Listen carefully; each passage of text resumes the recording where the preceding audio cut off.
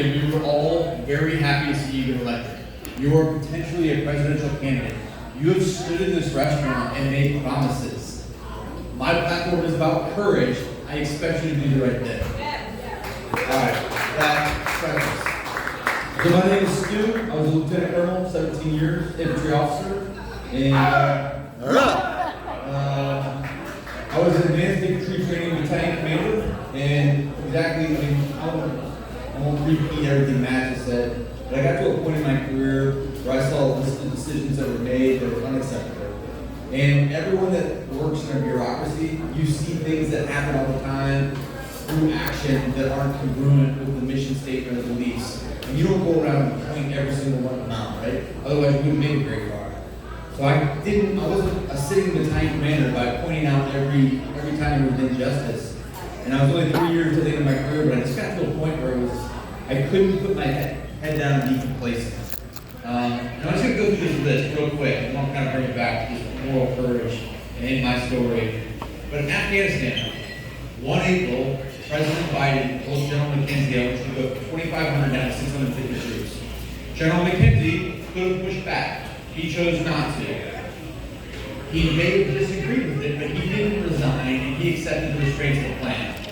We conducted that operation from April to September.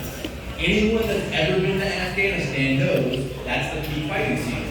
We have what we call spring fighting season because the Taliban hides in the mountains in the winter. The reason we risked American lives and treasure was because of a bullshit September 11th date. And our general wasn't brave enough to push back, and our president wasn't wise enough to take counsel. So we continue to execute. In the military investigation, which was sent to me by my peers who were also just as frustrated, it outlines, so we're conducting a withdrawal, right? We're dropping down.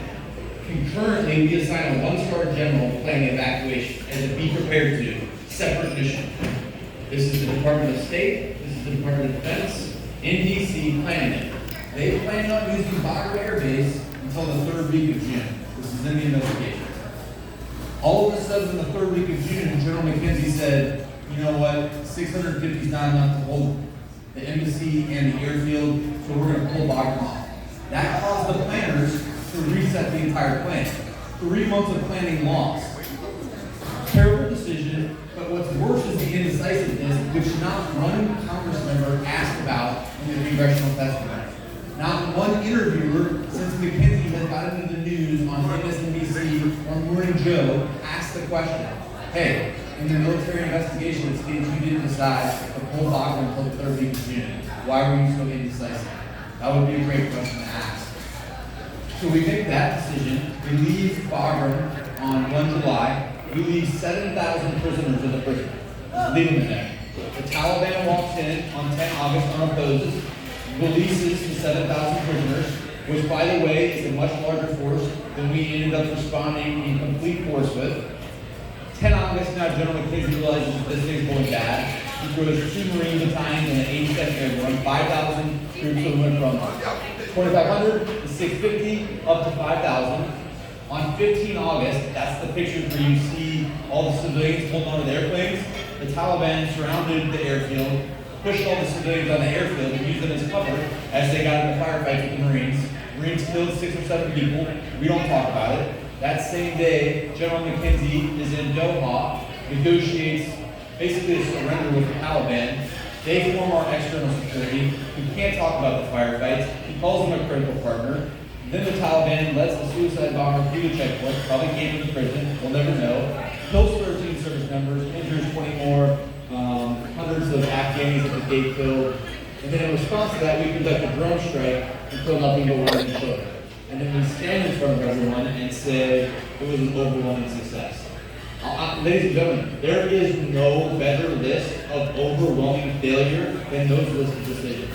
Bottom line. And for us to not hold one senior military leader accountable is criminal. So, some of that information came out to me after the fact of the investigation. The investigation, if you go back and watch the news, was presented, it's like a reporter, Lester Holt, I think is his name, and he interviewed President Biden when that military investigation came out. And President Biden said, I reject the conclusions in that. You know, Lester Holt, trying to be somewhat of a journalist, says, well, can you tell us what parts specifically you reject? And he said, I reject it. And that was it. There was no other logical explanation, and we have never since gone back and talked about it. And it's like, just look away. Pretend like it's not happening. So, sitting in my office, I made a social media video. You go back and watch, I stated I knew I was willing to risk my job, my retirement, my family's stability, that I understood what I was doing. The next day I was fired immediately, I was bullied, and I had a choice. I could lick my wounds, apologize, step back. I fully believe that Marine Corps would have let me go to retirement. So they would have, what they told me was, you can go up to Quantico, you can hide in a cubicle, make PowerPoints, we'll take care of you. You don't have, you have mental health problems, right? I know you're saying you don't, but you got mental health problems, right? Right? So I could have done that. Or, the other option was to apply pressure and attack, right? And obviously I took the second course of action. And so I just decided I'm all in. I believe in what I'm saying, I'm not backing away from it. I joined the Marine Corps, not to be a career officer or to have a retirement, but to leave a better America for my children. And that's what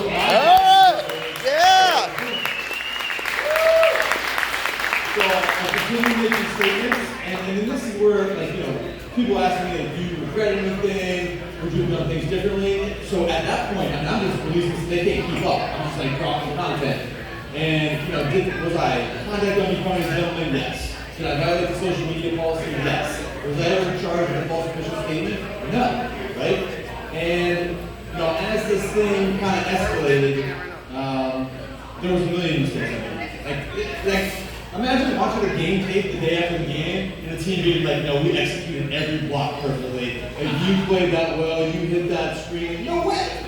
But it seems like people want to watch an ordeal like this where your whole life is on the line. Like, nah, remember that one time you said that one thing? It's like, you're guarding the rules of a failing institution. I mean, I just gave you that list of the Afghanistan evacuation. If you're sitting here quoting me the rules of that organization and protecting that, we haven't won a war since World War II. We keep repeating the same mistakes.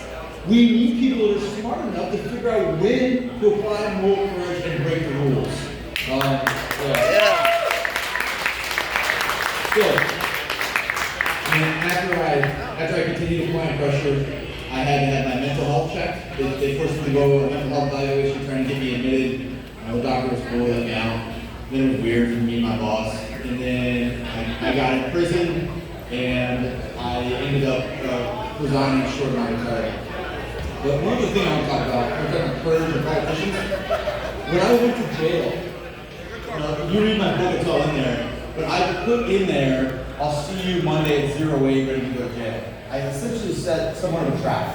The reason I did that is because the generals were testifying to the House and Senate Armed Forces Committee, respectively, on a Tuesday, Wednesday. And I laid that out in the book. So I felt I would put in jail, it would apply pressure on the congressional testimony. And it worked.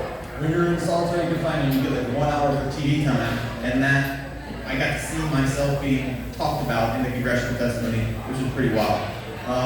But here's where I got frustrated. I overestimated Congress's ability. If you go back and watch those panels, apolitically, sound bites anger. American people are upset. Why don't you do this? Why don't you do this? What is Congress's control of the DOD? None. It's the budget. It is the DOD budget. That is their one lever of control. And they all know that. Not in the news during all those, like, I'm angry. They approved a $750 billion DOD budget, and not one congressional representative said, hey, you want $750 billion? You just left 80 in Afghanistan. How do we take that off the top until you give it 3 names of the ground? It makes sense. And the reason they don't do that is because if Congressman Stu Scheller from the 2nd District of Ohio, as a representative, votes no on the $750 billion, then everyone's going to be like, he hates veterans. Like, he's anti-military, right? And no one will listen, you'll read the headline. So they're so scared in terms of self-preservation that they don't do what we as the American people need them to do. It's the same reason all the promises by the current Attorney General and Governor were made to that, and now are not following through because there's risk. I just got into an argument with a congressman in Vegas, a popular one, I won't drop his name, but I said the same thing. Like, you mentioned my name, and then when I got controversial, you were nowhere to be found. And no, I'm not gonna do that. I'm in enough trouble with this situation. I'm just saying, I see these people and it drives me crazy. So anyway, now what I'm doing is I'm going around and promoting my book, meeting good people, supporting good people where I can, and like I said, I haven't figured out what I want to do when I grow up, but that's me in a nutshell, and I will answer questions now. So usually when we do this question and answer, we'll stare at each other for like 20 seconds, and then somebody asks a question, and then we get rolling. If we got a question, there it is.